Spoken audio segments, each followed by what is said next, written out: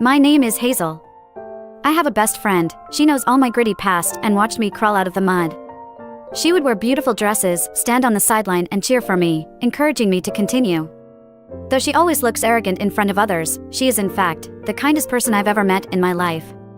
When I was 13, I lived on campus and met a girl who was particularly delicate and precious. In terms of food, she would only eat the tomatoes in the tomato scrambled eggs, the chicken leg instead of chicken breast, and the beef balls instead of fish balls. When we went shopping and ate ramen together, she would move the meat from her bowl to mine since she believed that the pork out there was coated with starch, therefore she refused to eat it. From junior 1 to senior 3, we were classmates and dorm mates for 6 years. I thought only I could tolerate her princess temperament, picky mouth, delicate and unable to bear hardships. It wasn't until I grew up and became sensible that I realized she wasn't being spoiled, she was just emotionally intelligent. She was carefully protecting my self-esteem. Our friendship was quite peculiar. From junior 2 until senior 3, I have almost always ranked first in literature each year, except for the second semester of junior 2.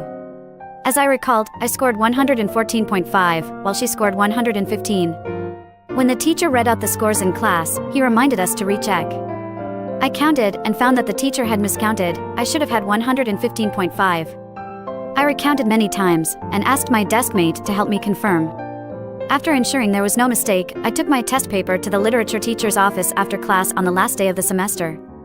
The teacher made a note and said he would help me change it in the system. At the award ceremony at the beginning of the school year, the first place announced for the whole school for literature was her name. The teacher didn't change my score, and she was somewhat astounded as she went on stage to receive the certificate. After the awards, she came over to me, slammed the certificate and a rewarded notebook on the table, and said, "This is mine, she doesn't want it." We were both called to the office for mediation. The teacher explained that the scores were already published and could not be changed in the system after a specific period. Also, he mentioned that if each class started to change the scores, it would be in chaos. I knew that I was the top, and it was okay as long as everyone knew it. There will be another chance in the future. I hid in my bed and sobbed quietly during evening self-study, fearing other roommates would hear me. This incident became a boulder weighing on my heart. Even now, I can't forget it. You can't imagine that in your proudest subject, at the most sensitive and inferior age, you have worked hard to reach your goal, hoping for some affirmation, but paying for someone else's mistake. This is how we became enemies, competing stealthily. I swore that next time I would regain the first place with an overwhelming advantage, not just 1.5 points ahead. In the eyes of classmates and teachers, she and I were from two different worlds. It's hard to imagine that we later became best friends. Her family was wealthy. A singleton, her parents ran several drugstores, and her uncle was a big businessman. Every week after school, a car would pick her up at the school gate. She was the first one in the class who went to see the Idols concert. At that time, the ticket price was over $200 each. My family was poor, there were many siblings, and I needed to apply for a poverty scholarship for school, a few hundred per term. The school would never have parents come to pick me up, because my parents were always busy working and making money. On weekends, I would cook dinner for the whole family. After eating, I would leave the food and keep it warm for my parents, and then walk to school with my backpack. I could take a motorcycle to school, the fare was $1, but I rarely took a motorcycle as it costs money. If I run a little faster, it takes me 25 minutes to reach school by foot. At school, I basically wear school uniforms. I only had 2 sets of clothes to change. Even though my short-sleeved black clothes were worn out, I still wore them. I really wished at that time that the school could mandate students to wear school uniforms at all times, so I wouldn't be found out that I didn't have many clothes to change into. In the first year of junior high, we were in the same class, but without much intersection. In the second year of junior high, after that farce, the teacher arranged for us to sit together, in the name of 2 good students in literature can improve together, progress together. Female friendship is peculiar. One moment we may not like each other. But when we became deskmates, we found a lot of private small topics to talk about. Through talking and sharing, feelings get better. We agreed to go to the canteen together during breaks, walked back to the dorm together after evening self-study, and even went to the bathroom together, hand in hand. After getting along, I found out she was quite nice, bold, straightforward, and just a bit delicate. At the cafeteria, she would always order a ton of dishes, chicken, duck, hot dogs, and so on. Most students would get 1 meat and 2 vegetables or 2 meat and 1 vegetable, but my family was poor, so I'd only have 1 vegetable dish. But she'd pile her plate high with food every time. After a few bites, she'd start complaining that she was full and wanted to throw the rest away. I hated seeing her waste food and would always stare at her until she finished her meal. In the end, she'd always push her leftovers into my bowl and ask me to help her finish them. As a spoiled girl, she had quite the particular taste. She ate the tomatoes in tomato scrambled eggs, but pushed the egg onto my plate. I suggested that she order a dish of stir-fried tomatoes instead, but she insisted that she didn't like plain fried tomatoes and must eat them with eggs.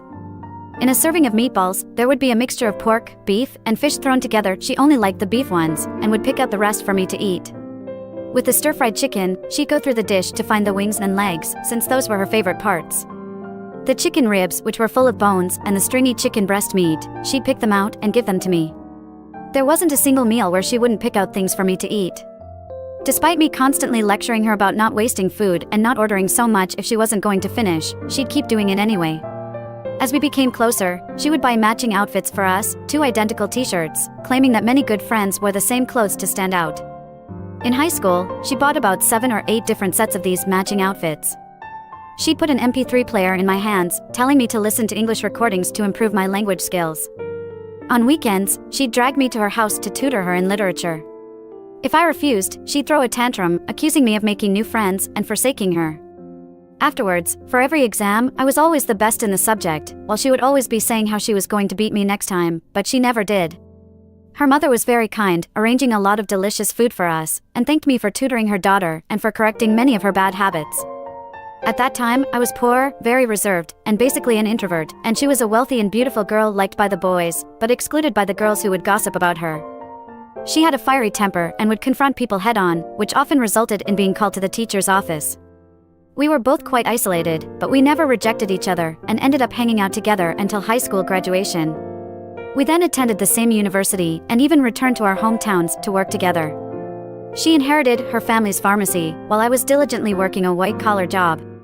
We became each other's witnesses through the most critical stages of our lives. We would have regular dinners together. She doesn't pick through her food anymore, and she can now eat her tomato scrambled eggs, chicken, beef, and fish meatballs, and when we go out together for ramen, she doesn't give me her meat anymore. Actually, I knew her secret all along, only she was fool enough to think that I didn't know. During high school, when I went to her home to tutor, while making lunch in the kitchen, her mom would tell me all about her. She said her daughter had been spoiled from a young age, was very straightforward, and hardly brought friends home. She asked us to help each other. Her mom was making soy chicken and kept applying marinade on it. I replied smilingly, yeah, she is quite picky, only eating chicken wings and discarding the breast meat, only eating tomatoes and scrambled eggs, should change that.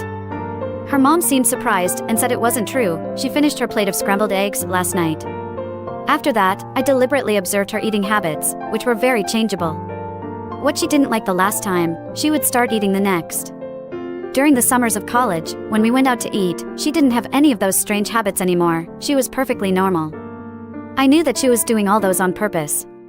She always ordered so much food, gave me extra meat, got so much breakfast and gave me extras, even bought the same clothes so she could give me new clothes to wear. Her mother was very gentle.